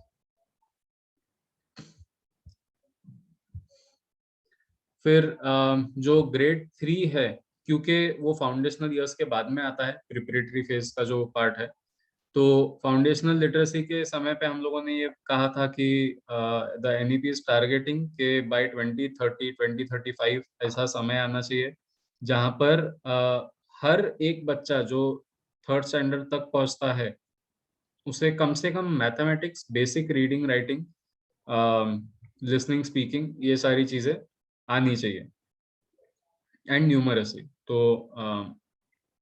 All this is the target. So automatically 3rd grade में these things have to be tested. So basic literacy, numeracy and other foundational skills. तो लिखना, पढ़ना वगैरह, बोलना, सुनना and numbers. And besides that, the foundational skills that are needed for that time.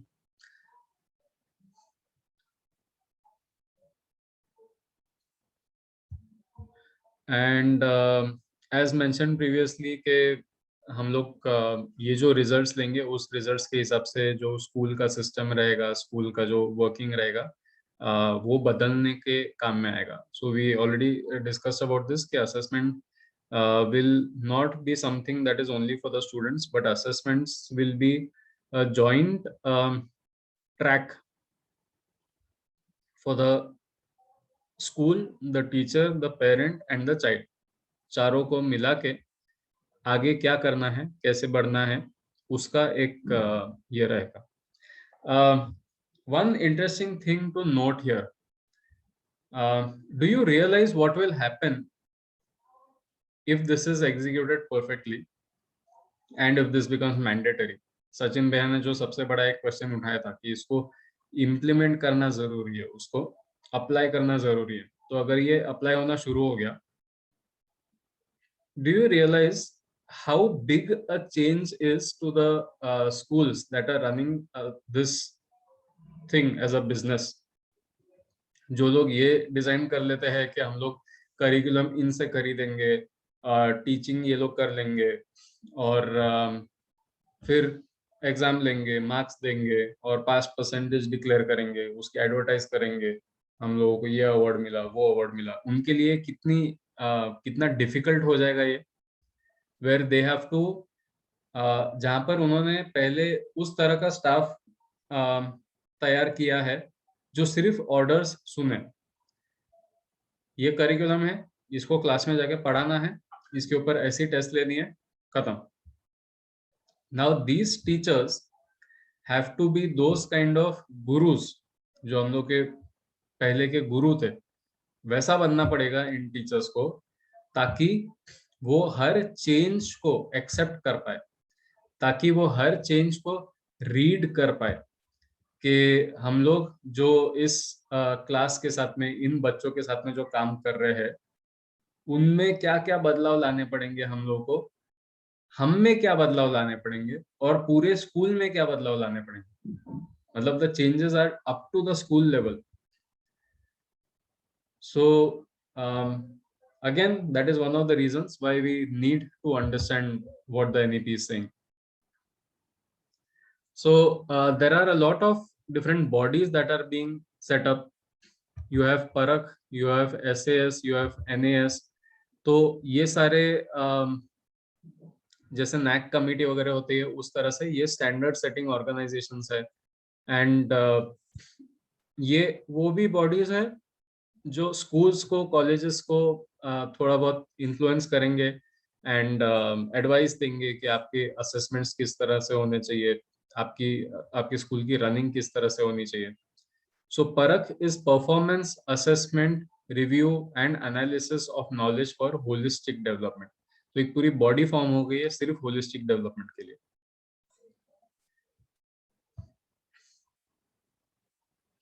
Now you have the National Testing Agency.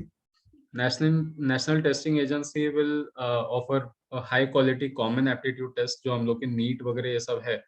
तो उस तरह के जो एग्जाम्स है ये NTA के थ्रू दिए जाएंगे. एंड एज आई मेंशन कि अगर आगे का कॉलेज का अगर ट्रैक ऐसा है कि the students can take admission and leave the institution at any point of time, so automatically हम लोग को assessments भी उसको बैलेंस करने के लिए लगेंगे. अदरवाइज कितना बड़ा डिस्ट्रक्शन रहेगा कि आज के तारीख में अगर सपोज 50,000 बच्चों ने अगर किसी एग्जाम को फेस किया है, उसके बेसिस पे 50,000 में से सपोज 1000 लोगों का नंबर लगा है एंड 1000 लोग अलग अलग कॉलेजेस में through out the country they have got there seats, और उस 1000 में से 250 बच्चों को समझ में आता है कि ये फील्ड मेरे लिए नहीं है. 250 बच्चे अगर वो फील्ड छोड़ देते हैं सपोज, और 40-50 इस हिसाब से छोड़ देते हैं कि उनके पास में शायद फाइनेंशियल कंडीशन नहीं है, या फैमिली में डेथ हो गई तो फैमिली बिजनेस ओन करना पड़ रहा है, सम इशू और the other, because these things happen. ऐसा नहीं कि नहीं होते. सो मतलब 1000 में से 300 सीट्स तो ऐसी खाली हुई ना. फिर ये एक साल ठीक है पूरे 1000 थे, next year you only have 700 के बाद में और घटेंगे या नहीं घटेंगे इसकी कोई गारंटी थोड़ी ना है. Who knows, by the end of 3 years, 3 साल का अगर कोर्स है तो उस 700 से भी शायद सिर्फ 250 ही बचेंगे. तो 1000 से 250 मतलब we have a loss, financial loss, time loss, resource loss, intellectual loss of around 750 seats, और वो भी एक ऐसे एग्जाम के ऊपर जो कुछ नहीं टेस्ट करता, जिसका कोई फायदा ही नहीं है, जिसका कोई काम ही नहीं है. सो इतने बड़े लॉस को रिकवर करने के लिए और उसको मैनेज करने के लिए ये चीजें रोलिंग बेसिस पे की जाएगी. लाइक द कॉम्पिटिटिव एग्जाम्स जो हम लोग बोल रहे हैं वो कॉम्पिटिटिव नहीं रहेंगे, वो क्वालिफाइंग एग्जाम्स रहेंगे and they will happen on a rolling basis. तो हर साल में मल्टीपल बार वो एग्जाम्स होगी and it will be kind of on demand, not exactly on demand but kind of on demand, जैसे GRE वगैरह का भी होता है. सो उस हिसाब से रहेगा. Then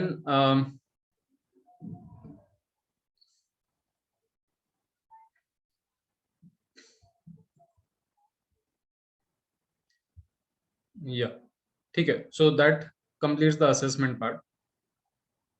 Now the gifted part, support for gifted students or students with special talents.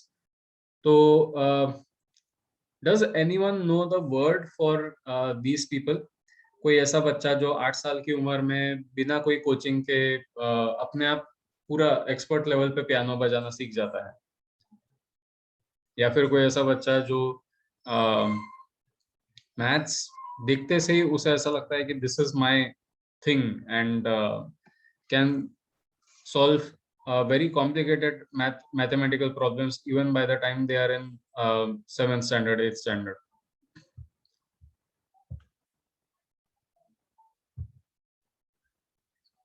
Okay, but you can have old geniuses also, जो पैदाशी ऐसे है, जीनियस आप बना भी सकते हैं with the right environment, with the right things. Geniuses can be made also, but how, what can you, prodigy. So prodigy is the word that refers to this. So you have people who very naturally go into this field, very naturally take up all these things. So unke liye, do you think this education system would be fair?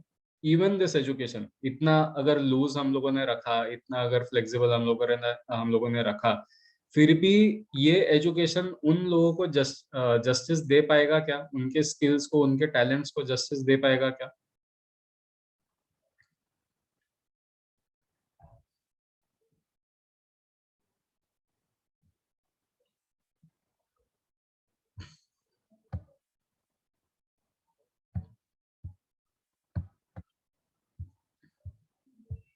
So to balance this and to take into consideration this, especially in a country like India, जहाँ पर these kind of geniuses exist at every nukkad, at every corner, at every street corner, तो ऐसे लोगों को cater करना, ऐसे लोगों को how do you say, develop होने के लिए अपॉर्चुनिटी देना, we need to first recognize what we are dealing with. So one is NCERT और NCTE guidelines develop करेंगे gifted children के लिए. The other is specific B.Ed programs will be developed for the education of these gifted children. तो अलग-अलग examples है इसमें. Teachers will aim to encourage students with singular interests and or talents in the classroom by giving them supplementary enrichment material and guidance and encouragement. तो जहां पर भी ऐसा notice हो रहा है कि किसी बच्चे को किसी चीज के लिए नैक है, somebody can write very well, somebody can sing very well, somebody can dance very well, somebody can play an instrument, somebody is very good in sports, तो उन सब चीजों के लिए additional enrichment material, supplementary material, supplementary मतलब जो already है उसको छोड़ के, और इज लाइक विटामिन सप्लीमेंट. मतलब आप अगर नॉर्मल डाइट ले रहे हैं तो नॉर्मल डाइट के साथ साथ में आपके बॉडी के स्पेसिफिक कुछ जो आपको ज्यादा चीजें लगती है या कम चीजें लगती है, उसके बेसिस पे जो आप नॉर्मल और ज्यादा सप्लीमेंट्री विटामिन ले रहे हैं या टैबलेट्स ले रहे हैं, whatever, that supplements work like that. तो जिस तरह से स्टेट का भी था कि नेशनल करिकुलम तो है, उसी के साथ साथ में स्टेट करिकुलम भी डेवलप करना जरूरी है, बिकॉज हर स्टेट में जो कुछ कुछ अलग बातें हैं उसे भी हम लोगों को टारगेट करना है. तो similarly here we'll have supplementary material for these kind of people. So how do we first of all recognize this, and secondly how do we cater to them? So topic centered and project based clubs and circles will be encouraged. Clubs and circles, तो ये this is something that universities in abroad, मतलब जो US UK वगैरह के जो universities है उसमें बहुत ज्यादा दिखता है कि कॉलेजेस एंड यूनिवर्सिटीज में यू हैव दिस क्लब्स कि कुछ लोग ऐसे रहते हैं जो अगर यूनिवर्सिटी में फिजिक्स का भी डिपार्टमेंट है तो फिजिक्स का के डिपार्टमेंट में कुछ लोग, फिर ह्यूमैनिटीज के डिपार्टमेंट के कुछ लोग, बायोस्टैटिस्टिक्स के डिपार्टमेंट के कुछ लोग, जिनको भी एस्ट्रोनॉमी में इंटरेस्ट है, ये लोग इकट्ठा होंगे and they will start an astronomy club. रात को स्टार गेजिंग करना, सैटेलाइट्स को फॉलो करना, कॉमेट्स को फॉलो करना, ये सारी चीजें। सिमिलरली अगर कोई म्यूजिक क्लब है तो म्यूजिक क्लब में अलग अलग जॉनर्स के गाने सुनना, कौन सा जॉनर कैसे आया, which genre formed when and how, उसकी स्टडी करना, म्यूजिक की हिस्ट्री स्टडी करना, अलग अलग कल्चर्स के म्यूजिकल इंस्ट्रूमेंट्स देखना, all this will be music club. Then film appreciation club, तो फिल्म अप्रिसिएशन क्लब में हर मूवी के बनाने के पीछे क्या क्या जाता है वो स्टडी करना। वील ये हम लोग जो पहले भी हम लोगों ने एक बार डिस्कस किया था कि nowadays we watch movies just to leave frustration behind, which is very damaging. क्योंकि movie, you will have to understand this कि movie is a form of art with a lot of science behind it, with a lot of technology and intellect behind it, and obviously the art वाला जो part है। तो इतना investment क्या आपका frustration दूर करने के लिए है क्या? People have invested crores of rupees in this। एक देश की मानसिकता के बारे में ये क्या बोलता है अगर इतने फंड्स अगर पानी के जैसे बहाए जा रहे हैं कचरा प्रोड्यूस करने के लिए, just so that people can have a few laughs from their tension वाला जिंदगी। The problem why life is becoming a tension is because हम लोग की जो उससे डील करने की क्षमता है वो कम होती जा रही है। वो इसलिए कम हो रही है because we are engaging lesser in intellectual matters। हम लोग इंटेलेक्चुअल मैटर से धीरे धीरे दूर कर रहे हैं अपने आप को, इसलिए हम लोग बहुत इजीली स्ट्रेस आउट हो जाते हैं, इसलिए हम लोग बहुत इजीली डर जाते हैं, बहुत इजीली टेंशन में आ जाते हैं। तो the solution is not to numb ourselves by watching garbage. The solution is to engage ourselves even more intellectually so that we can overcome the current situation. And that is the aim of things like clubs and circles. अगर आपका एक ऐसा friend circle आप बना लेते हैं, teachers का circle बना ले सकते हैं, this can be a circle. ये अगर हम लोग आगे जाके after today if we want to still take this forward, तो maybe we can build a circle that meets like once a month or once in 2 months or something like that, where we can once the corona lifts तो हम लोग physically एक movie देखने के लिए जमा हो सकते हैं, जो जिसके ऊपर एक बहुत इंटेंस डिस्कशन हो सकता है कि मूवी का फिलोसफी क्या था, ये किसने बनाई, क्यों बनाई, इसका इम्पैक्ट क्या था, इसकी वजह से लोगों पर क्या प्रभाव पड़ा, ये मूवी में अलग अलग साइकोलॉजिकल एलिमेंट्स क्या थे, इस मूवी में हम लोगों को अगर इस टाइम पे ऐसा महसूस हुआ तो उन्होंने सीन में क्या क्या डाला था जिसके वजह से हम लोग को ऐसा महसूस हुआ। So if we observe movies to this extent, तब हम लोग को समझ में आता है कि हर मूवी में कितनी मेहनत दी जाती है, डाली जाती है। अगर आप like if you are curious about this, तो देयर इज अ साइकोलॉजिस्ट या साइकेट्रिस्ट, आई थिंक बोथ, शायद दोनों हैं, डॉक्टर जॉर्डन बी पीटरसन करके है फ्रॉम कनाडा, एंड उनका एक मैप्स ऑफ मीनिंग करके कोर्स है। That entire course is available on YouTube, पूरा कोर्स 2 साल का, 2017 एंड 2018 के आई थिंक 2 साल के कोर्सेज अवेलेबल हैं, या शायद 16-17 है। सो ये जो पूरा कोर्स है, उन्होंने उसका जो कोर है वो पिनोकियो की मूवी ली है। Pinocchio is a movie from the 1900s, 1960 ऐसा कुछ तो भी है, एनिमेटेड मूवी है, कार्टून मूवी है। उसको उन्होंने इतने क्रिटिकली एग्जामिन करके उसके एक छोटे छोटे ऐसे हिस्से बताए हैं कि हम लोग सोच भी नहीं सकते हैं कि एक एनिमेटेड मूवी में इतना दिमाग कोई डाल सकता है। इस दिमाग डालने के वजह से जो मूवी में हो रहा है हम लोग वैसा महसूस करते हैं। तो it is doctor Jordan B Peterson.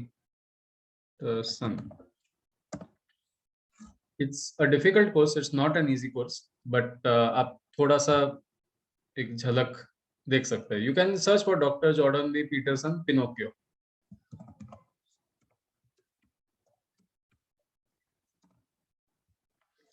So you'll find a lot of interesting content. एक सीन है जहां पर सीन भी नहीं है, मतलब वो सीन पैन हो रहा है, you know, like they are showing different things in a carpenter's shop. वो जो थिंग्स है, थिंग्स के भी ऊपर डाला है कि ये चीज वहां क्यों है, ये चीज का चेहरा ऐसा क्यों है, वो पूरा everything he has spoken about. So this is supposed to be the purpose of music. This is supposed to be the purpose of movies. Not this rubbish mentality के बहुत फ्रस्ट हो गए जिंदगी से, इसलिए कुछ तो भी हंसने के लिए देख लो. So these kind of clubs and circles need to be formed so that things are more meaningful. अगर आपको समझ में आता है कि एक मेरे ही स्कूल में 8th स्टैंडर्ड का भी बच्चा, 4th स्टैंडर्ड का भी बच्चा, 2nd स्टैंडर्ड का भी बच्चा, हम लोग सब इंटरेस्टेड है एस्ट्रोनॉमी के लिए. हम लोगों को सबको तारे देखना है, सबकी समझ अलग है, बट देन सबको तारे देखना है, सबको सच में देखना है ऊपर है क्या. So the only way they can exercise this interest is through clubs and circles. एक अलग स्कूल से थोड़ा सा हटके अगर हम लोग एक क्लब बनाते हैं कि ये फिटनेस क्लब है, ये क्लब में जितने भी लोग जाते हैं irrespective of what class they are, सब लोग एक दूसरे के फिटनेस लेवल को ही टेस्ट कर रहे हैं, सब लोग एक दूसरे के फिटनेस लेवल को ही एक्सप्लोर कर रहे हैं. They are checking what exercises are more suitable to who, because just like everything else we are biological structures. तो हम लोग बायोलॉजिकल स्ट्रक्चर्स रहने के कारण जो चीजें हम लोगों को, जो चीजें मुझे सपोर्ट होती है वो किसी और को सपोर्ट नहीं होगी, जो चीज आपको सपोर्ट होती है वो किसी और को सपोर्ट नहीं होगी. We are unique creatures. तो this can be one aim और ऑब्जेक्टिव. तो इस तरह से with different mindsets you need to have clubs and circles so that these fields can be explored. Then हाँ, तो इसके एग्जांपल्स दिए, साइंस सर्कल, मैथ सर्कल्स. एक so this might sound controversial, but then imagine the thought behind it. उसके पीछे की सोच देखो. जो कल डॉक्टर पंकज कोपर्डे का मैंने फोटो बताया था आपको, जो मेरे यूनिवर्सिटी के सीनियर थे, ड्रैगन फ्लाई मीट वाले. तो ही स्टार्टेड, और I think he was a part of an initiative in Pune called science on tap. तो ये एक सिटीजन साइंस का कंसेप्ट है. सिटीजन साइंस मतलब जस्ट बिकॉज आपने कॉलेज में या स्कूल में साइंस छोड़ दिया है, इसका मतलब ये नहीं है कि आपको साइंस में इंटरेस्ट नहीं है. तो ऐसे लोगों को साइंस की अपॉर्चुनिटी देना to explore science, understand science in a very different way, थोड़ा सा हट के तरीके से उन्हीं चीजों को एक्सप्लोर करना.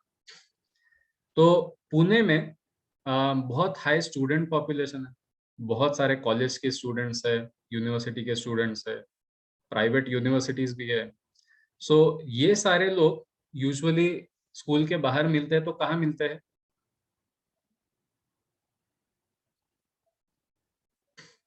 Where do they meet?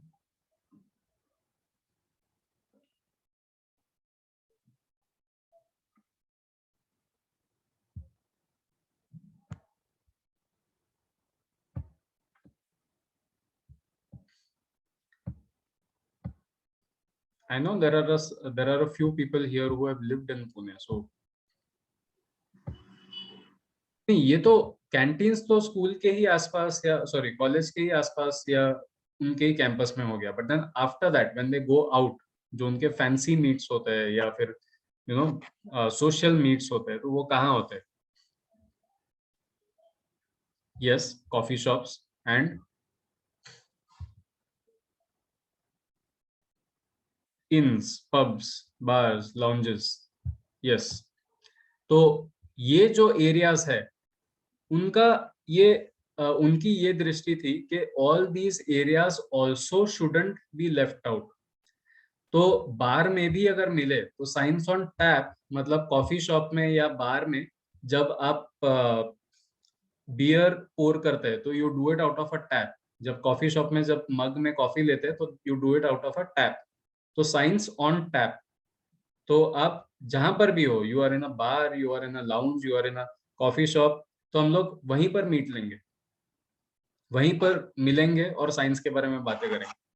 तो कोई ना कोई एक आधा कोई कंसेप्ट लेके आता था and they used to start talking about that concept. अब इतने पब्लिक प्लेस में, एक कॉफी शॉप में या एक बार में अगर मैं साइंस के बारे में डिस्कस कर रहा हूँ, बाहर के जो 30-40 जो लोग हैं या कॉफी शॉप के जो 30-40 लोग हैं, उसमें से कम 5 नए लोग तो जुड़ेंगे ना। At least 5 more people will become curious कि ये लोग क्या कर रहे हैं, किस चीज के बारे में बात कर रहे हैं, what is going on. So this is how these kind of circles, this is how these kind of initiatives help in society। तो आप इमेजिन कर सकते हैं कि स्कूल में इसका क्या इम्पैक्ट रहेगा, इस तरह के क्लब्स, इस तरह के सर्कल्स आप तैयार करते हैं तो। And this kind of people, this kind of concept कैसा है कि आप ऐसे सोशल सेटिंग में अगर आप ये करते हैं तो आपके पास में जो सुनने वाले लोग हैं उनमें कोई बॉर्डर नहीं रहती है। There are people from college level, there are people who are 50 years old, 80 years old, जो भी वहां बैठा है, जिसको भी थोड़ा सा इंटरेस्ट है, वो आके सुनना शुरू कर देता है। So this is the purpose of a club, this is a purpose of a circle. तो you have math circles, music and dance performances, chess circles, poetry circles, language circles, drama, debate, sports, eco clubs, ecosystems, environment, ये सारी चीजें, well being जैसे योगा वगैरह हो गया, योग वगैरह हो गया। So along these lines, high quality national residential summer programs for secondary students in various subjects will also be arranged। ऐसे चीजों के लिए रेसिडेंशियल प्रोग्राम्स अरेंज होना जरूरी है, which is a very important thing to do with a rigorous merit based but equitable admission process। Merit based but equitable मतलब ऐसा नहीं होना चाहिए कि सबसे इंटेलिजेंट व्यक्ति ही इसमें घुसेंगे वगैरह, not like that. Merit based मतलब आपके मेरिट्स क्या है। See, our concept, our mentality towards merits has changed completely। Merit does not mean जिसको सबसे ज्यादा मार्क्स है। मेरिट मतलब जिसमें सबसे ज्यादा खूबियां है, that is what merit means। तो यहाँ पर भी rigorous merit based but equitable admission process does not mean mark के बेसिस पे ये सब क्लब्स में और ये सब ट्रिप्स में एडमिशन दी जाएगी। मेरिट्स मतलब जिसमें सबसे ज्यादा खूबियां है, सबसे ज्यादा मेहनती है, उसने 8वीं 8th स्टैंडर्ड तक ही, अब उसको अगर स्कूल में 0 मार्क्स भी मिल रहे हैं मगर फिर भी उसने कम से कम 50 अलग अलग इन्वेंशंस किए हैं। तो वो इन्वेंशंस और स्कूल के मार्क्स की तुलना ही नहीं होती है ना, क्योंकि आगे तो इन्वेंशंस काम में आएंगे, मार्क्स का आज काम है कल नहीं है। So in that case the merit will be the inventions, not the marks. So इसीलिए it has to be merit based but equitable and best students and teachers in this sense from across the country including from socio-economically disadvantaged groups, SEDG जिसको बोलते हैं हम लोग। तो यहाँ पर उनका जब मिलने का जो कंसेप्ट रहेगा, माइंडसेट रहेगा, वो सिर्फ इसका रहेगा कि सब लोगों ने मिलके ये चीजों पर ध्यान देना चाहिए, साइंस के ऊपर, एस्ट्रोनॉमी के ऊपर, सिर्फ इसके लिए लोग इकट्ठा हुए हैं। Olympiads and competitions will be arranged accordingly। जैसा हम लोग स्कॉलरशिप्स का करते हैं, यू हैव प्रज्ञा, प्रावीण्य, ये जो मैथ्स के जो एग्जाम्स होते हैं, तो ये सारे जो है ये सब बरकरार रहेंगे and they will exist, but again they will also become more, how do you से, specialized in the sense, sorry, not specialized, they will test that quality optimally कि उनको इतना out of the box thinking करते आना चाहिए, उनको इतने concepts at the same time apply करते आना चाहिए। So the pattern will change a little bit but they will exist.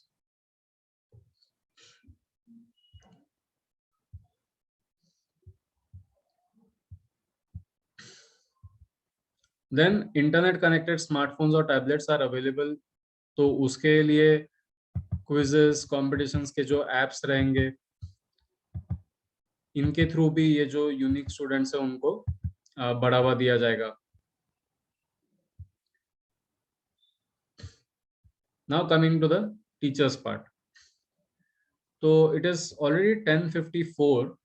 We just discussed the first part and then we'll break. So teachers truly shape the future of our children. Very important to know. I am sure यहाँ जितने लोग जमा हैं इनको बहुत अच्छे से पता है, and I hope कि पिछले 19 दिन में और भी ये क्लैरिफाई हो गया.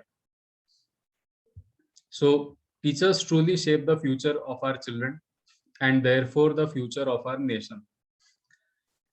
It is because of this noblest role that the teacher in India was the most respected member of the society.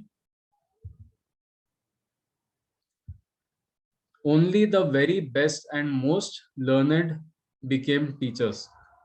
जो सबसे सक्षम है, सबसे सुशिक्षित है, सबसे बुद्धिमान है, the wisest people, these people became teachers. दूसरे किसी को ये हक नहीं था. Society gave teachers or gurus what they needed to pass on their knowledge, skills and ethics optimally to students. Knowledge, skills and ethics. The quality of teacher education, recruitment, deployment, service conditions and empowerment of teachers is not where it should be. तो ये document ये accept करता है कि teachers का खुद का education, teachers का रिक्रूटमेंट प्रोसेस, टीचर्स का डिप्लॉयमेंट प्रोसेस, उनकी सर्विस कंडीशंस जहां है, जैसा काम कर रहे हैं, एंड एम्पावरमेंट मतलब टीचर्स को जितना मोटिवेशन बढ़ावा मिल रहा है ये उतना नहीं है जितना होना चाहिए था. And consequently the quality and motivation of teachers does not reach the desired standards. Plain and simple.